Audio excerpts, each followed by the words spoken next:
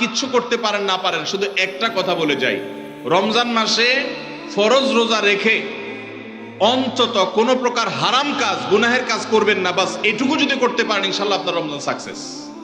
চেষ্টা করা যাবে না ইনশাল্লাহ? একটা কাজ যদি করতে পারেন আপনার রমজান ইনশাল্লাহ সফল। সেটা হলো ফরজ রোজা রাখলেন, 5 ওয়াক্ত নামাজ তো ফরজ পড়বেনই, ফরজ কাজগুলো করলেন আর গুনাহ থেকে বেঁচে থাকলেন। কোনো হারাম কাজ করলেন না, ঝগড়াঝাটি করলেন না, মিথ্যা বললেন না, চগলখড়ি করলেন না, গীবত করলেন না, কাউকে ঠকাইলেন না, 2 নম্বর কাজ করলেন না। এই গুনাহমুক্ত যদি রমজান কাটাইতে পারেন আপনার রমজান সাধনা সার্থক ইনশাআল্লাহ।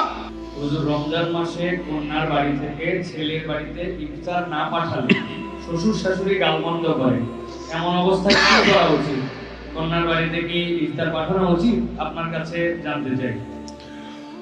ভাইরা আমার, আমাদের সমাজে বহুল প্রচলিত, বহুল প্রতিষ্ঠিত কুসংস্কারগুলোর মধ্যে থেকে একটি হলো এটি যে মেয়ের বাবার বাড়ি থেকে রমজান আসলে ইফতারের বিভিন্ন আইটেমের জন্য ছেলে, ছেলের মা, ছেলের বাবা, ছেলের গোষ্ঠী, ছেলের বিভিন্ন মহিলারা, ওই ফ্যামিলির তারা অপেক্ষায় থাকে। আল্লাহর জমিনে যদি 10টা নিকৃষ্টতম ছোট লোকই থাকে তার একটা হলো এইটা। যুবক ভাইরা, কোন যুবক হাত তুলে বলতে পারবেন যে আমার শ্বশুরবাড়ি থেকে রমজান উপলক্ষে এরকম কোন ভিক্ষাবৃত্তি আমরা করতে দেই নাই? বলতে পারবেন কেউ? দেখি কার কার বউকে পাঠা বলা আছে, হাত তোলেন। হয় নাই যাদের। বাবাজি আপনি হাত তুলছেন, আপনাদের আমার তো এগুলো ছিলই না, আপনি হুদাই ক্রেডিট নিচ্ছেন কেন? এগুলো তো নতুন, আমাদের দেশে নতুন ফিতনা শুরু হয়েছে। এই দাঁড়িয়ালা ভাই, আপনি হাত তুলছেন কি বুঝা? বলেন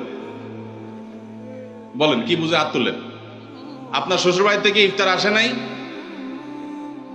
হ্যাঁ, আসে নাই? বিয়ে করছেন? হ্যাঁ, বিয়ে করছেন, শ্বশুর বাড়ি থেকে ইফতার আসে নাই? গরিব তারা, মানে কারণ কি? ভাইয়েরা আমার, এদেশ থেকে যৌতুককে ওলামায়ে কেরাম মিম্বর থেকে, মাহফিলের মঞ্চ থেকে ঝেঁটিয়ে বিদায় করেছেন আলহামদুলিল্লাহ। যৌতুকের অভিশাপ থেকে এদেশকে মুক্ত করেছেন ওলামায়ে কেরাম। এক চিঠি আবেদন এদেশে ওলামায়ে কেরামের এই কাজটা।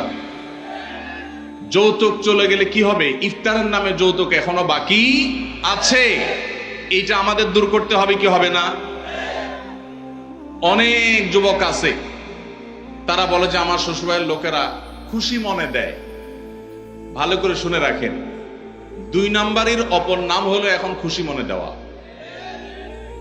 ঘুষখোর সেও বলে খুশি হয়ে দিস, যৌতুকখোর সেও বলে বেহিসাব খুশি হয়ে দিস। শুধু খুশি হয়ে না, জোর করেও দেয়।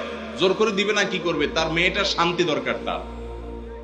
আপনি যদি বাপের বেটা হয়ে থাকেন, মুসলমানের সন্তান হয়ে থাকেন, বিনয়ের সাথে শাশুড়িকে বলবেন, শ্বশুরকে বলবেন কোনো কিচ্ছু আমার এখানে পাঠাবেন না, পাঠালে আমি মনে কষ্ট পাবো, উল্টা পারলে আমি দিব। একটা কথা আমি সবসময় বলি ভাই, একটা মেয়েকে কষ্ট করে গর্ভধারণ করা, জন্মের পর থেকে নিয়ে তাদেরকে পড়ালেখা ভরণ পোষণ দিয়ে বড় করে যখন সে সার্বিকভাবে একজন পূর্ণাঙ্গ মানুষে পরিণত হয়েছে, সুশিক্ষিত হয়েছে, সুস্থ সবল হয়েছে, সুঠামদেহী হয়েছে, তখন তাকে ছেলে পক্ষের হাতে তুলে দেয়। সারা জীবন এই মহিলাটার পেছনে ইনভেস্ট করেছে কে? তার বাবা মা। আর ভোগ করছে কে? স্বামী এবং স্বামীর ফ্যামিলি। ঠিক না ভাই? ঠিক। পড়ালেখা করাইছে মেয়ের বাপ মা, ওই পড়ালেখা দিয়া, ওই শিক্ষা দিয়া স্বামীর ছেলে মেয়েকে সে পড়ালেখা করায়। ঠিক না ভাই? ঠিক। রান্না বান্নাটা শিখাইছে তার মা, ওই শিক্ষা দিয়ে রান্না বাড়া করে খাওয়ায় কারে? স্বামীকে, শ্বশুর শাশুড়িকে। ঠিক না ভাই? ঠিক।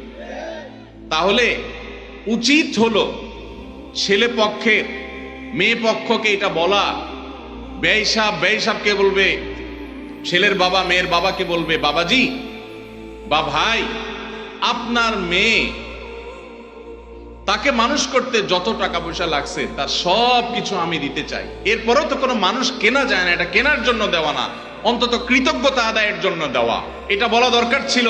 সেটা না করে উল্টা আস্ত একটা মেয়ে দিয়ে দিল, তার সাথে আবার আপনি যৌতুক আশা করছেন। আপনার চাইতে বড় ছোট লোক আল্লাহর জমিনে আর হতে। এই সমস্ত ভিখারিদেরকে ধরে ধরে আসুন্নাহ ফাউন্ডেশন ইফতার প্রজেক্টের জন্য পাঠায় দিবেন। আপনাদের এই মাঠেও ইফতার বিতরণ হয়, যাদের শ্বশুর বাড়ি থেকে ইফতারের দরকার হয় এদের সবাইকে আমাদের ওখানে পাঠায় দিবেন। কথা বুঝে আসছে? এখন এরপর থেকে হুদাই যায় আমাদের ওখানে সিরিয়াল ধরবে। সিরিয়াল ধরলে সবাই ইফতার পাবে।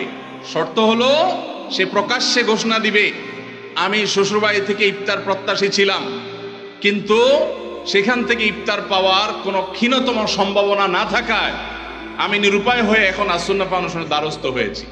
এইটা যদি আপনি ঘোষণা দিতে পারেন আমাদের দিতে কোনো অসুবিধা নেই ইনশাআল্লাহ। ভাইরা আমার, এই কুসংস্কার আমরা দূর করবো তো ইনশাআল্লাহ। খুশি মনে বলতে কোনো কিচ্ছু নাই, খবরদার। মেয়ে পক্ষ যদি ইফতার পাঠায়, ছেলে পক্ষ পাঠায় না কেন? মেয়ে পক্ষ যদি 2 আনা পাঠায়, ছেলে পক্ষ 4 আনা পাঠানো উচিত। অনেক মহিলারা আছে ফ্যামিলির, তারা খোঁচাখুচি করে বৌমাকে। আল্লাহ আমাদের এই কুসংস্কার থেকে মুক্ত থাকার তৌফিক দান করুন।